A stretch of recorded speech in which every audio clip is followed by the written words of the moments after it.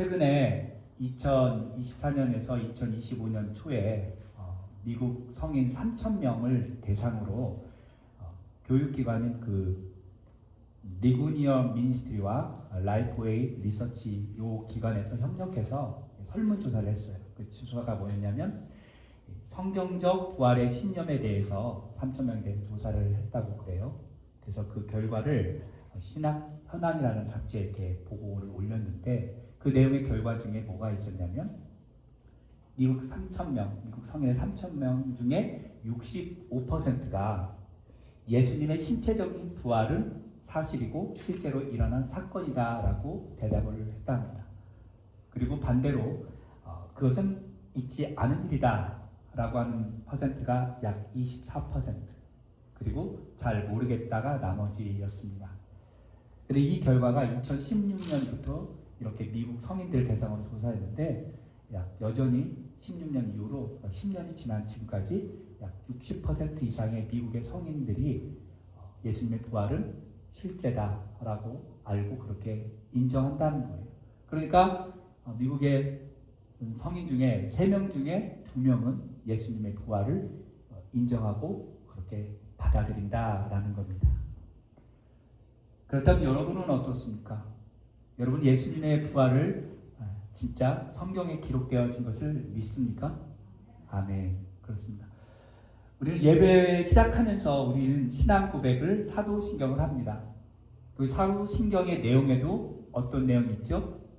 장사된 지 사흘 만에 죽은 자 가운데서 다시 살아나셨으며, 이것을 우리가 매 주일마다 고백을 합니다. 저는 이 고백이 습관적인 고백이 아니라 우리의 믿음의 고백으로 그렇게 기록되었으면 좋겠다라는 겁니다. 그래서 사망 권세를 이기신 그 예수님의 부활을 우리가 믿음으로 고백하고 그렇게 신앙생활을 하기를 주님의 이름으로 축복합니다. 여러분, 예수님의 제자가 12명이 있었죠. 12명 다 이야기해보라면 잘 기억을 못할 거예요. 대표적인 몇몇 사람이 있죠. 그 중에 도마라고 하는 제자가 있습니다. 성경 넌센스 퀴즈 할 때 이런 게 있어요. 부엌에서 엄마들이 칼과 가장 친하게 지내는 게 뭐냐? 그러면 뭐라고 그래요? 도마. 네. 영어로는 토마스 이러잖아요.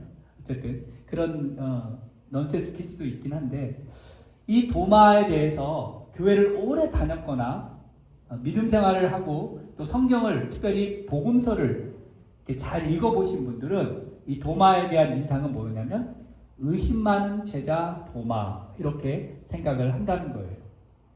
왜 그러느냐? 예수님이 부활했다라는 소식을 제자들을 통해서 들었지만 그는 그것을 자기 눈으로 보고 거기 못자국에 손을 넣어보고 만져보고 나서야 내가 믿겠다라고 그런 말을 했기 때문에 아마 도마가 의심 많은 제자라고 지금까지 그렇게 우리는 생각하고 부르고 있다라는 겁니다. 그런데 그 의심 많은 제자 도마의 이야기가 성경에 기록되어 있습니다. 왜일까요? 그리고 왜 세상 사람들은 지금도 도마하면 의심 많은 제자라고 이렇게 생각을 할까요? 그러면 이것이 타당할까요? 정말 손에 못자국을 넣어보고 그렇게 만져보고 했던 그 이야기가 기록되어 있는데 과연 이것들이 옳은 것인가? 라는 것들 한번 의문을 가져봅니다. 그래서 저는 오늘 요한복음에 나오는 이 도마 이야기를 통해서 이거에 대해서 한번 생각해 보려고 하고, 도마가 주는 그 이야기가 오늘날 우리에게 어떤 메시지를 주는지 한번 살펴보도록 하겠습니다. 그렇다면 먼저 도마가 누구인가 대해서 한번 살펴보겠습니다. 도마는 성경에도 나와 있지만 뭐라고 불린다고요? 디드모라고 불립니다. 이 도마는 아람어로 쌍둥이라는 뜻이라고 그래요. 그러면 디드모는요? 이 디드모는 헬라어로 역시 쌍둥이라는 그런 뜻을 가지고 있다고 그럽니다. 근데 성경에서는 이 도마가 진짜 쌍둥이인지 기록하고 있지 않기 때문에 우리는 알 수 없지만, 그래도 사람들이 도마 하면 쌍둥이 도마, 쌍둥이 디드모 이렇게 불렀다라는, 쌍둥이라는 어떤 그런 개념이 있었다라는 거예요. 그렇다면 여러분, 도마의 직업이 뭘까요? 흔히들 예수님의 제자 중에 많은 사람들이 어부라고 알고 있습니다. 그리고 세리, 마태에 있었습니다. 그럼 도마는 직업이 무엇일까요? 성경에서는 도마는 뭐다라고 이야기는 하지 않지만 요한복음 21장 1절하고 3절을 보면 추측을 좀 할 수가 있습니다. 요한복음 21장 1절 3절 보면 이렇게 되어 있죠. 그 후에 예수께서 디베라 호수에서 또 제자들에게 자기를 나타내신 일은 이러하니라. 시몬 베드로와 디두모라 하는 도마와 갈릴리 가나 사람 나다나엘과 세베대의 아들들과 또 다른 제자들 둘이 함께 있더니 시몬 베드로가 나는 물고기 잡으러 가노라 하니 그들이 우리도 함께 가겠다 하고 나아가서 배에 올랐으나 그날 밤에 아무것도 잡지 못하였더니 이렇게 기록되어 있습니다. 예수님이 부활하시고 디베라 호숫가에 있었던 제자들에게 나타났죠. 거기에 디두모도 있었습니다. 도마도 있었어요. 그리고 베드로가 고기를 잡으러 가겠다고 하니까 뭐라고요? 그들도 같이 고기를 잡으러 갔는데 밤새도록 한 마리도 잡지 못했다라고 성경은 기록하고 있어요. 그러니까 이런 말씀을 봐서 디두모라고 하는 그 도마라고 하는 디두모도 고기를 잡는 어부였지 않을까라는 생각을 해봅니다. 그래서 사실 추측할 뿐이죠. 그렇다면 정말로 이 도마가 우리가 생각했던 처음부터 의심이 많았던 사람이었을까요? 성경을 보면 도마에 대해서 기록한 성경들 내용을 보면 그렇지 않다라는 거예요. 요한복음 11장을 보면 이런 이야기가 있습니다. 예수님께서 죽은 나사로를 살리러 가는 장면이 나오는데요. 나사로를 살리기 전에 예수님께서 예수님을 핍박하던 유대 지역으로 다시 간다고 말을 하니까 제자들이 예수님 방금 유대인들이 돌로 치려고 했던 것을 그 위험한 곳을 다시 가시려고 합니까? 왜 가시려고 합니까? 라고 했을 때 도마가 이렇게 이야기해요. 우리도 주와 함께 죽으러 가자. 요한복음 11장 16절에 이렇게 기록되어 있어요. 디드모라고도 하는 도마가 다른 제자들에게 말하되 우리도 주와 함께 죽으러 가자 하니라. 예수님이 유대에 다시 그 핍박이 있었던 곳에 가신다고 하니까 디드모도 우리도 가서 주와 함께 죽으러 가자 라고 제자들에게 이야기를 하는 거예요. 이런 말씀을 보면 도마는 의심 많은 사람이 아니라 어떤 사람일까요? 결단력이 있고요. 예수님에 대해서 충성을 다하는 자기 목숨까지 내놓는 그 속마음은 모르겠지만 어쨌든 이런 고백을 하는 사람이었어요. 그러니까 이런 사건을 보면 의심 많은 도마가 아니었다라는 거죠. 그리고 또 하나 사건이 있습니다. 요한복음 14장에 나오는데요. 그때 예수님께서 제자들에게 그래요. 이렇게 말씀하세요. 내가 너희를 위하여 처소를 예비하러 간다. 이렇게 말씀하셨을 때 제자들은 그 말씀이 어떤 의미인지 잘 이해를 못했습니다.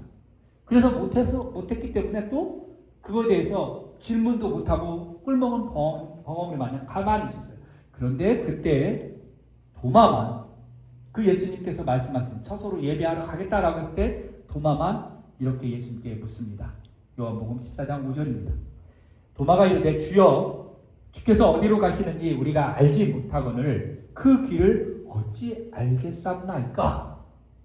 다른 제자들은 가만히 있는데 도마는 물어보는 거예요. 궁금해서. 그러니까 자기가 궁금한 거는 솔직하게 숨김없이 그렇게 물어보는 사람입니다. 그래서 예수님 하신 말씀에 대해서 정말 정확히 알고 싶어하는 그런 열망, 그 갈급함이 있었다라는 거예요. 그 질문에 예수님께서 굉장히 유명한 말씀, 여러분 한 번쯤 다 들어보셨던 말씀을 예수님께서 대답해 주세요. 그게 무슨 말이냐면 요한복음 14장 6절입니다. 예수께서 이르시되 내가 곧 길이요 진리요 생명이니 나로 말미암지 않고는 아버지께로 올 자가 없느니라. 도마의 질문에 예수님께서 이렇게 유명한 말씀을 해 주셔요. 그러니까 이런 사건들 보면 이 부활 사건 이전에는 도마는 의심 많은 제자가 아니라 충성되고 결단력 있고 예수님의 말씀에 대해서 정확하게 그 뜻이 무엇인지 알고 싶어 했던 그런 열심히 있었던 제자라는 거예요. 그럼 여기서 하나 질문할게요, 여러분. 도마만 그 부활 사건에 대해서 처음부터 의심했다라고 한다면 제자들은, 나머지 제자들, 베드로를 포함한 나머지 제자들은 어땠을까요? 처음부터 예수님의 부활한 것을 믿었을까요? 믿지 않았습니다. 제자들도요, 나머지 제자들도 처음부터 예수님이 부활했다는 소식을 들었어요. 막달라 마리아하고 마리아가 예수님의 무덤에 찾아가서 예수님께 갔더니 없는 거예요.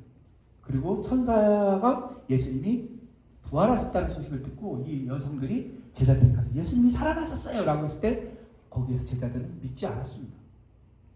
아무도 안 믿었어요. 그리고 언제 믿었느냐? 오늘 우리가 성경을 읽었지만 그 위에 본문에 나오거든요. 제자들이 다 모였을 때 예수님이 나타나셨어요. 그리고 그들에게 두려워하지 말고 평강이 있을지라고 못 박힌 손을 보여주셔서 그때의 제자들이 믿었습니다. 그러니까 사실은 도마도 안 믿었지만 제자들도 믿지 않았다는 거예요. 그래서 사실은 오늘날에 의심 많은 제자 도마라고만 불리는 것은 이 도마 입장에서는 억울할 수도 있어요. 왜 나만? 다른 제자들도 분명히 안 믿었는데, 예수님 부활했다고 들었는데 아무도 안 믿었는데 왜 그들은 의심 많은 제자라고 안 하고 왜 나만 유독 의심 많은 제자라고 부르냐? 아마 억울해할 수도 있을 거예요. 근데 도마가 왜 믿지 않았을까요? 24절 한번 보십시오. 성경 오늘 본문 24절을 보면 이렇게 나와 있죠. 12 제자 중에 하나로서 디도마라 불리는 도마는 예수께서 오셨을 때에 함께 있지 아니한지라. 도마는 부활하신 예수님 제자들 만나주실 때 그 자리에 없었습니다. 왜 없었는지는 성경에서 말하고 있지 않아요. 어쨌든 개인적인 일로 인해서 그 자리에 없었습니다. 그리고 제자들이 예수님을 만나고 나서 그 이야기를 한 거예요. 야, 도마야, 우리가 예수님을 만났어. 그랬더니 오늘 뭐라고 그래요? 내가 그 손의 못자국을 보며 손가락을 그 못자국에 넣을 때 옆구리에 넣어보지 않고서는 내가 믿지 않겠다라고 말을 하는 거예요. 그러니까 봐야 나도 믿겠다. 너희들도 보고 믿었으니까 나도 보고 믿겠다라고 이야기를 한 거예요. 그리고 나서 어떻게 됐어요? 8일이 지났습니다. 8일이 지나고 예수님이 함께 있었던 도마도 그 자리에 있었어요. 그리고 예수님이 나타나셨죠. 자, 도마가 믿지 않았던 이유는 결국엔 뭐예요? 처음부터 믿지 않았던 거는 제자들이 만났다고 했을 때 믿지 않았던 이유는 아주 간단한 원리예요. 그 믿음의 공동체, 그 제자들이 있었던 그 자리에 없었기 때문에 믿지 않았다는 거예요. 그러니까 믿음의 자리, 그 제자들의 신앙 공동체 그 자리에 만약에 있었다면 도마도 만나서 믿었겠죠. 근데 그 자리에 없었다는 거예요. 즉 믿음의 자리에 있어야 되는데 없었다는 거. 교회는요, 우리가 신앙 공동체라고 그러잖아요. 세상의 일반 조직과 어떤 단체 이런 거 달라요. 세상의 조직과 단체는 어떤 이익과 목표를 위해서 그렇게 모이거든요. 그러나 교회는 그런 이익과 어떤 목표를 위해서 모이는 것이 아니라 예수님을 믿는 사람들, 예수님의 부활을 믿고 하나님의 그 사람들이 신앙 안에서 또 말씀을 보고 또 복음을 전하고 세상에서 주님을 알지 못하는 그 병들고 죽어간 영혼들에게 생명의 길로 인도하는 그런 신앙 공동체라는 거예요. 그래서 신앙 공동체 그 자리에 함께하는 것이 굉장히 중요합니다. 왜냐하면 교회는요, 마음을 같이 하고 같은 생각을 하고요. 그리고 함께 울고 함께 웃는 그런 믿음의 공동체이기 때문에 그렇습니다. 물론 초대교회처럼 날마다 순전한 마음으로 날마다 모여서 떡을 떼고 하나님을 찬양하지는 못해요, 우리가. 그러나 주일날, 일주일에 한 번은 꼭 예배 시간에 저희들이 다 한자리에 모여서 하나님을 찬양하고 예배하고 예배 후에 성도의 교제를 나눕니다. 이 자리가 굉장히 중요하죠. 또 주일뿐만 아니라 우리가 토요일 아침에, 이른 아침에 모여서 기도하는 시간을 갖습니다. 저는 감사하게도 그래도 우리 교회 성도들이 적은 수이지만 그 주일만큼은 꼭 지키려고 이 자리 예배 자리에 참석하는 거 굉장히 저는 감사하고 기쁘게 생각합니다. 여러분이 이 자리를 지킨다라는 거, 믿음의 공동체를 지킨다라는 건 여러분의 믿음의 표현이 하나님께 보여지는 겁니다. 그래서 믿음의 자리를 지키는 거, 이것이 굉장히 중요해요. 도마는 그 믿음의 자리에 잠깐 없었을 때에 그 부활하신 예수님을 만나지 못했고, 그래서 부활하신 예수님의 그 이야기를 들어도 믿지 못했던 거예요. 그러니까 믿음의 자리가 이만큼 중요하다라는 거죠. 그리고 오늘 성경 말씀 다시 26절, 27절을 보면 이제 8일 지나서 예수님을 만나잖아요. 그래서 예수님을 만나는데 예수님이 뭐라고 말씀하시냐면 27절에 내 손가락을 이리 내밀어 내 손을 보고 내 손을 내밀어 내 옆구리에 넣어보라. 그리하여 믿음 없는 자가 되지 말고 믿는 자가 되라고 말씀하세요. 이 예수님의 말씀이 누가 한 말입니까? 도마가 한 말이에요. 도마가 한 말을 예수님이 그냥 알고서 똑같이 이야기해 주는 거예요. 자, 오늘 이 본문 보면 25절과 27절 말씀을 가지고 그 이 배경을 가지고 그림, 유명한 그림이 있어요. 한번 좀 보셨을지도 모르겠어요. 자, 이 카라바조라고 하는 사람이 그린 그림입니다. 1601년에서 1602년 사이에 그렸다고 하는데요. 그 제목이 뭐냐면 성 토마스의 의심이라는 제목을 가진 그림입니다. 이 그림을 잘 보시면 어때요? 도마가 예수님의 옆구리에 손가락을 넣는 걸 보실 수 있어요. 그죠? 누가 도마인지는 아시겠죠? 그 뒤에 두 사람이 서 있어요. 다른 제자들이겠죠. 그 제자들도 지금 도마 행동을 지켜보고 있습니다. 저는 이 그림을 보면서 조금 작은 궁금증이 생겼어요. 왜냐? 분명히 예수님께서 십자가에 달려 돌아가실 때에 그 전에 이 빌라도 법정에서 채찍으로 맞으셨거든요. 그 로마 사람 군인들이 하는 그 휘두른 채찍 끝에는 뭐 쇠붙이가 달려있거나 짐승의 뼈가 붙어 있어서 그 채찍 한 대 맞을 때마다 살찜이 떨어져 나가고 찢긴다고 그래요. 그러니까 상처가 분명히 있었을 거예요. 못자국뿐만 아니라. 그런데 상처 투성이어야 될 그 예수님의 모습이 분명히 부활하셨을 때에도 이 상처가 있어야 되는데 이 그림을 보면 그런 상처는 하나도 깨끗합니다. 그죠? 여러분 십자가에 달린 그 예수님의 사진 한번 보시면 어때요? 피범벅이 되어 있고 완전 온몸에 상처 투성이에요. 팔부터 시작해서. 그런데 이 카라바조가 그린 그림에는 그냥 옆구리의 상처와 못자국난 손만 있고 온몸이 깨끗합니다.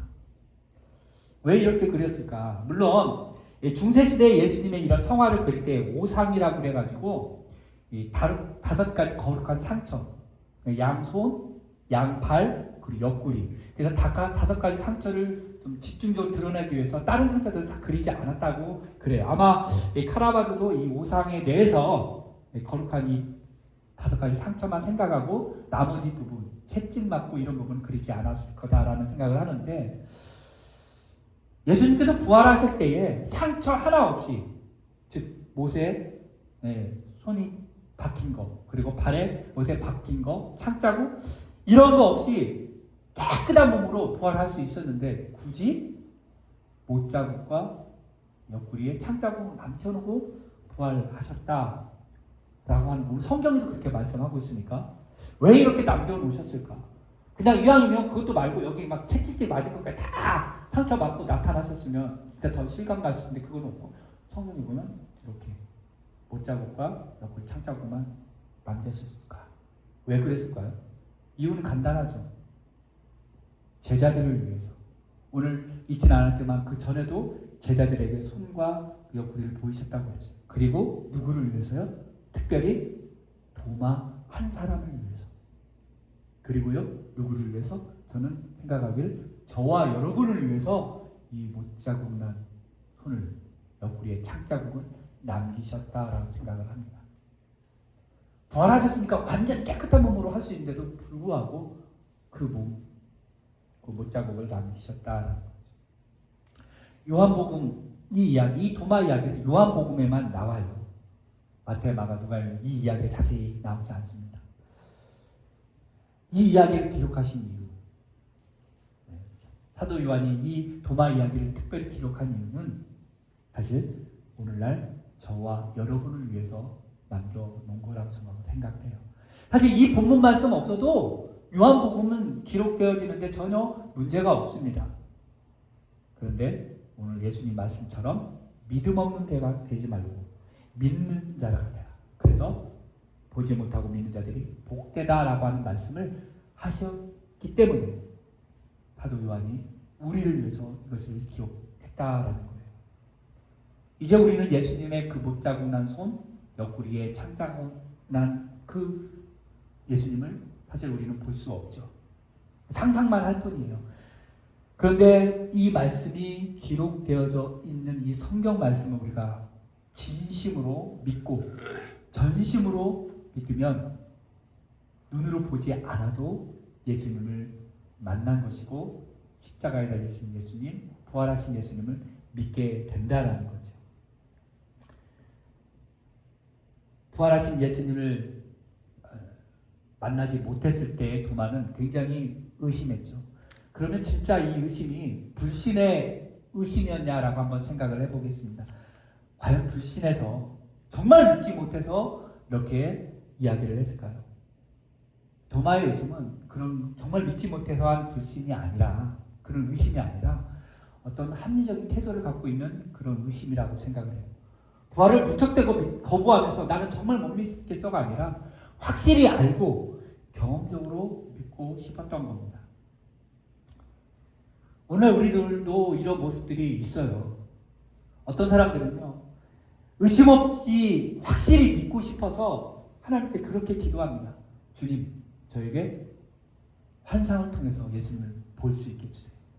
그리고 예수님의 음성을 진짜 들을 수 있게 해주세요. 어떤 경험을 통해서 예수님을 믿게 해주세요. 이렇게 이야기를 합니다. 막무가내 환상과 어떤 환청을 통해서 믿기를 원해요. 이것이 완전히 잘못됐다 이건 아니지만 이런 것보다는 어떤 확신을 가지고 또 합리적으로 믿는 것이 저는 더 옳다라고 생각을 합니다. 그래서 올바른 믿음이라고 하는 것은 어떤 환상과 환청 이런 것이 아니라 이 기록되어진 하나님의 말씀을 정말 확실하게 읽어서 남들에게 그냥 전해줘서 믿는 것이 아니라 내 눈으로 이 말씀을 읽고 생각하고 깨달아서 믿는 것이 더 올바른 믿음이다라고 생각을 해요. 이런 면에서 사도행전 17장 11절에서 말씀낸 이 베레아 사람들의 그 태도가 우리가 배워야 될 것 같아요. 사도행전 17장 11절에 베레아에 있는 사람들은 데살로니가에 있는 사람들보다 더 너그러워서 간절한 마음으로 말씀을 받고 이것이 그러한가 하여 날마다 성경을 상고하였다라고. 하나님의 말씀이 진짜 그런가 그렇지 않는가. 예를 들어서 진짜 예수님이 부활했는가 부활했지 않는가에 대해서 성경을 펴서 내가 그것을 읽고 확인하는 거죠. 꼭 눈으로 보지 못해도 말씀이 이것이 하나님의 말씀이 진리라고 믿는다면 그것을 펴서 읽을 때 그것이 그러한가 라고 믿는 것, 이것이 우리에게 필요하다라는 거죠. 그래서 예수님께서 이렇게 말씀했어요. 믿음 없는 자가 되지 말고 믿는 자가 되라 라고 말씀할 때에 도마가 대답을 합니다. 28절에 나의 주님이시요 나의 하나님입니다. 여러분, 예수님 여러분에게 어떤 예수님이십니까? 사람들 따라 그 고백하는 것들이 천차만별이겠죠. 여러분도 아마 마찬가지일 거예요. 그러나 분명한 것은 도마의 고백처럼 우리도 이런 고백을 할 수 있어야 되는 거예요. 여러분, 세례를 받으실 때 하나님과 교회 앞에서 우리는 고백을 합니다. 예수님이 우리의 구세주이시고 우리의 하나님입니다라고 고백을 합니다. 아마 여러분 다 그렇게 하셨을 거라 믿습니다. 그래서 다시 한번 이 시간에 우리가 예수님이 나의 하나님이시고 나의 주님이십니다라고 하는 고백을 우리가 그렇게 믿음을 고백을 했으면 좋겠습니다. 말씀을 정리할게요. 부활의 이 아침에 우리에게 주신 그 말씀, 믿음의 자리를 지키는 것이 중요하다. 하나님을 예배하고 또 기도의 자리가 중요하다는 것을 한번 메시지로 주고 있고요. 부활하신 예수님이 우리 눈에 보이지 않아도, 하나님의 역사가 우리의 눈에 보이지 않아도 기록되어진 이 하나님의 말씀을 우리가 확인하고 믿으면 복 있는 사람이 된다라는 거죠. 그래서 하나님 말씀을 읽으면서 나의 주님, 나의 하나님, 그분이 예수님이다라고 고백하는 그런 삶. 그래서 여전히 예수님을 알지 못하고 복음을 듣지 못한 사람들에게 예수님이 부활하셨고 그분이 우리의 하나님이시고 그분이 우리의 주님이시다라고 우리가 선포하며 증거하는 복된 하나님의 거룩한 백성 되기를 이 부활절에 여러분에게 간절히 부탁하고 축복합니다. 기도하겠습니다.